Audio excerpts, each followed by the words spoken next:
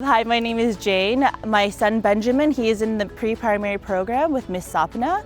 He's 20 months old and he actually started with Miss Sapna in the infant program just before he had turned 1. And I felt very apprehensive with sending him so early or so soon since my eldest actually started when he was 2. But the moment that he started, Miss Sapna, she's very caring, maternalistic, and you can tell that she just puts these children at ease.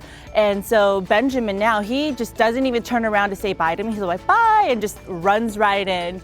And so what I've really been amazed with is just the diverse subjects and all of the different topics that they touch, just even in the pre-primary program, things that I think me as an adult, I haven't really been exposed to. So it's been really fun and exciting to see how much Benjamin has grown just as a little toddler, becoming more independent. He's speaking a lot more, and just I can see the things that they're teaching him at school because he'll do it at home. With IKM, you are getting the biggest bang for your buck, and I'm not just talking about from a monetary value, but if you're looking at a school that's not only going to teach your children what they need to know to be successful academically, they're your school.